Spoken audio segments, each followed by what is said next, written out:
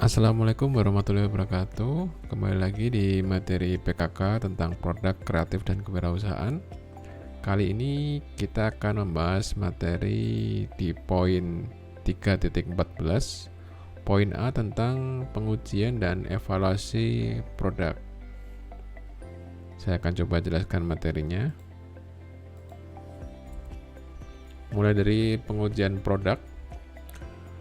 Pengujian produk adalah segala proses yang dilakukan oleh seorang peneliti, baik melalui pengukuran kinerja, keamanan, kualitas, dan kesesuaian produk terhadap standar yang telah ditetapkan. Tujuan pengujian produk yang pertama, memastikan produk memenuhi persyaratan. Kemudian, memastikan produk berjalan melalui pembuktian demonstrasi produk. Yang ketiga, menyediakan data standar bagi kepentingan ilmiah.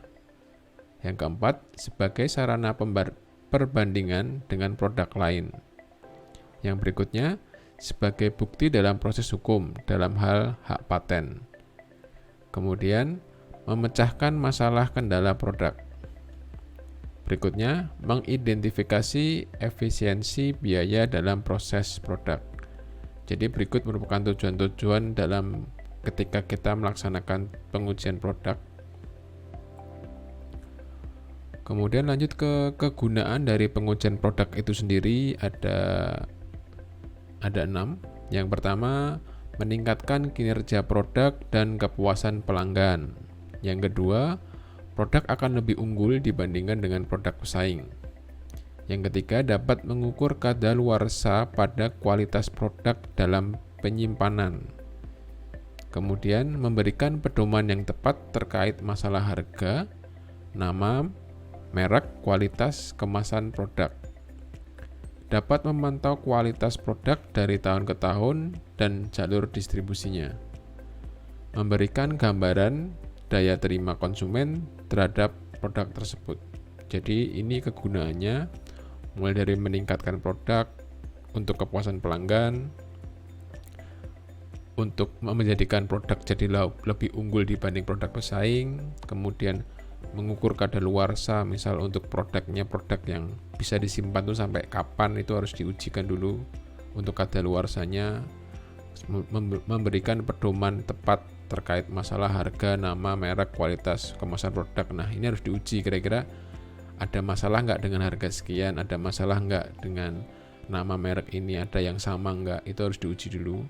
Kemudian memantau kualitas produk dari tahun ke tahun. Karena kita melakukan pengujian secara berkala atau rutin, kita otomatis akan tahu dan memantau bagaimana produk ini berkembang dari tahun ke tahun.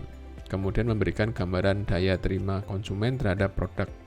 Dari situ kita punya data seperti apa di tahun ini, konsumen itu menerima produk kita seperti apa, kemudian di tahun berikutnya konsumen menerima produk kita seperti apa, ada tabel atau ada peningkatan atau tidak, kita bisa melakukan lewat pengujian produk.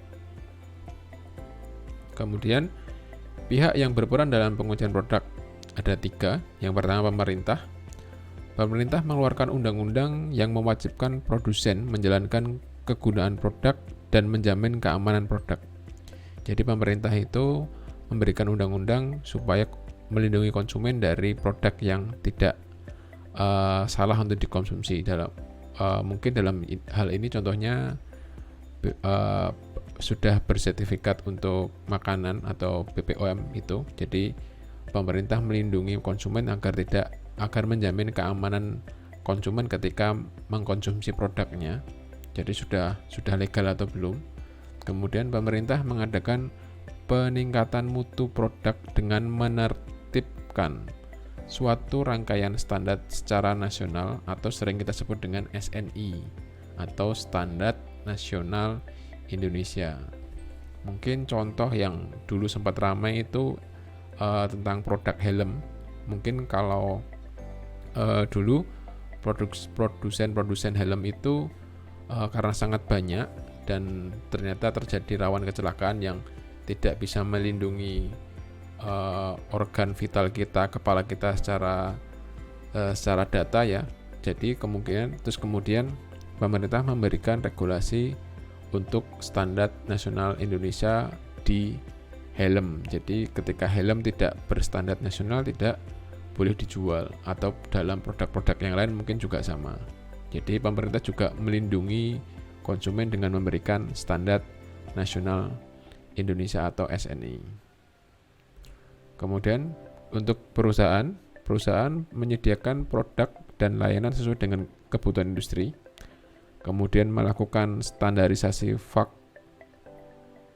fakultatif atau standar yang dibuat oleh perusahaan itu sendiri.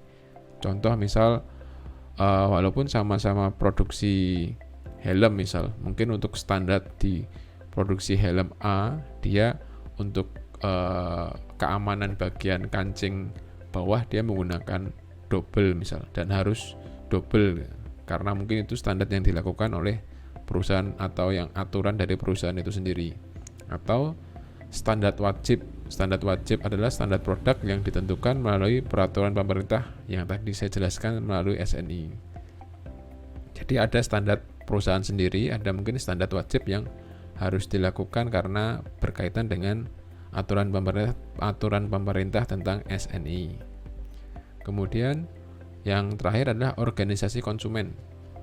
Sebagian perwakilan dari kepentingan konsumen kepada produsen dan pemerintah. Jadi ini sebagai perwakilan. Jadi kalau tadi sudah ada pemerintah yang berhak berperan dalam pengujian produk, ada pemerintah, ada perusahaan, ada konsumen juga. Jadi konsumen bisa langsung komplain ke produsennya, kira-kira ini barangnya kurang ini, tidak standar atau seperti apa.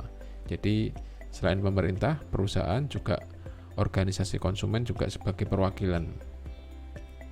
Kemudian lanjut ke evaluasi produk. Evaluasi produk adalah melihat kembali hasil program yang akan dicapai sebagai dasar untuk menentukan keputusan, baik itu keputusan untuk diperbaiki, dimodifikasi, ditingkatkan, atau bahkan mungkin dihentikan.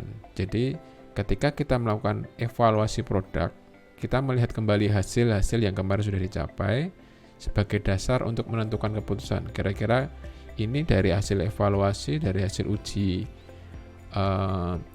produk ini, evaluasinya seperti apa? Harus diperbaiki, harus dimodifikasi, disesuaikan, atau ada yang harus ditingkatkan, atau bahkan produksinya harus dihentikan karena memang mungkin tidak sesuai dengan ekspektasinya yang sebelumnya, atau mungkin jauh gitu daripada perencanaan yang sebelumnya. Jadi hasil evaluasi produk bisa berupa perbaikan, modifikasi, peningkatan, atau mungkin pemberhentian. Ini adalah faktor-faktor dalam mengevaluasi produk menurut Garvin dalam bukunya Lovelock tahun 1994. Yang pertama, reputasi produk serta tanggung jawab kinerja perusahaan. Jadi performance-nya perusahaan seperti apa yang merupakan faktor yang dalam mengevaluasi produk. Kemudian keistimewaan tambahan. Jadi produknya ada keistimewaan tambahan enggak, ada feature-nya enggak. Kemudian kehandalan atau reliability. Jadi produknya ini bisa dihandalkan atau enggak. Mampu untuk misal produknya produk kebersihan. Nah, memang benar-benar handal untuk membersihkan atau tidak misal. Kemudian yang keempat, kesesuaian dengan spesifikasi. Jadi misal spesifikasinya apa sesuai dengan isinya enggak. Jadi misal di situ misal produknya spesifikasinya mampu membersihkan noda membandel di produk keramik misal. Nah, itu sesuai enggak? Ternyata kalau di keramik bisa cuman sedikit, harus mungkin banyak atau mungkin harus berulang-ulang. Nah, itu sesuai dengan spesifikasinya. Kemudian daya tahan, durability. Kira-kira produkmu ini daya tahannya seperti apa? Sesuai dengan yang kamu janjikan nggak? Misal produk ini awet, misal produknya produk elektronik gitu ya, awet sampai pemakaian 2 tahun. Nah, setelah dievaluasi seperti apa? Apakah sebelum 2 tahun sudah banyak yang rusak atau banyak konsumen yang komplain gitu. Kemudian Nomor 6, kemampuan pelayanan atau service ability. Jadi kemampuan servisnya, kemampuan pelayanannya. Misal ada pelayanan jaminan uang kembali, nah itu bisa terlaksana nggak? Atau memang misal garansi gratis untuk perbaikan, nah itu kira-kira ketika ada konsumen diberikan garansi gratis perbaikan itu masih ada komplain nggak? Misal ternyata gratis tapi lama gitu, atau mungkin harus nunggu partnya, harus nunggu 1 tahun, nah itu kan kadang-kadang ada juga. Kemudian estetika atau stability. Estetika itu tentang atau bentuknya, jadi bentuk produkmu itu sudah layak jual belum setelah kamu evaluasi. Ternyata bentuknya itu tidak sesuai dengan produk sekarang, atau mungkin kurang kekinian, atau mungkin produknya masih lawas, masih jadul. Nah itu kira-kira merupakan juga faktor dalam mengevaluasi produk. Yang terakhir adalah kualitas yang dirasakan. Jadi konsumen itu imbasnya seperti apa, feedbacknya seperti apa, konsumen merasakan kualitasnya enggak, atau jangan-jangan konsumen memang tidak bisa merasakan merasakan kualitas yang dijanjikan sama produsen. Nah itu silahkan nanti merupakan juga faktor dalam mengevaluasi produk. Kemudian mengukur kualitas produk. Yang pertama, kualitas produk pesaing. Kita harus mengukur kualitas produk pesaing. Minimal perusahaan menghasilkan produk dengan kualitas yang sama dengan produk pesaing, bahkan sedapat mungkin lebih baik dari produk pesaing. Misal kamu memproduksi produk sabun, misal sabun mandi, kan sudah ada produk sebelumnya. Nah, mampu nggak kamu membuat produk itu minimal menghasilkan produk dengan kualitas yang sama dengan produk sebelumnya, atau sebisa mungkin jauh lebih baik, misal jauh lebih wangi, misal jauh lebih tahan lama awet wanginya. Itu bisa untuk mengukur kualitas produk kamu. Kemudian manfaat akhir dari produk. Apakah produk tersebut sebagai produk akhir atau produk perantara untuk diproduksi lebih lanjut? Jadi setelah diproduksi di pasar, kemudian kamu evaluasi, nah ini sudah bentuk jadi, atau akan kamu perbesar lagi jumlah produktivitasnya, atau akan kamu produksi ulang dengan penambahan modifikasi, misal ada mungkin peningkatan kualitas. Nah itu manfaat akhir dari produk. Kira-kira ini sudah akhir atau belum, atau dilanjutkan atau ditingkatkan. Keseimbangan antara harga dan kualitas. Perusahaan harus menyesuaikan harga jual dengan kualitas produk.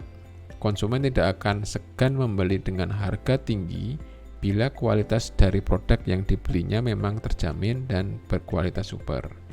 Sebenarnya ini tergantung dari daya beli masyarakat. Cuman ketika kamu punya produk yang kamu janjikan dengan kualitas yang bagus, ketika itu kamu jual dengan harga yang mahal pun, masyarakat akan tetap mencari ketika dibandingkan dengan produk yang lebih murah tapi kualitasnya tidak akan sebagus dengan produk kalian. Jadi antara harga dan kualitas juga harus berimbang. Atau kebalikannya, sudah ada produk yang berkualitas tapi harganya jauh lebih tinggi gitu. Nah, kamu bisa bikin produk yang sama tapi dengan harga yang lebih murah. Itu juga bisa. Itu pun akan menarik konsumen. Atau kamu bisa bikin produk yang grade-nya di bawahnya itu, sehingga kamu bisa menurunkan harganya. Atau terbalik, kamu bisa membuat produk yang lebih tinggi grade-nya atau lebih tinggi kualitasnya, dan kamu bisa menaikkan harga dari produk tersebut. Oke, terakhir lanjut ke tugas 7. Tugas 7 silahkan nanti dibaca, ada 5. Ini tugasnya silahkan kalian tulis di buku atau di kertas yang seperti biasanya. Jangan lupa nanti dijelaskan sesuai dengan materinya, atau bisa menggunakan bahasa kalian sendiri. Dikerjakan di kertas, tulis tangan, kemudian nanti dikirim ke grup. Oke, jangan lupa dikasih nama, nomor, dan kelas. Oke, untuk hari ini materinya cukup sekian. Sampai ketemu lagi di materi PKK berikutnya. Sehat selalu. Assalamualaikum warahmatullahi wabarakatuh.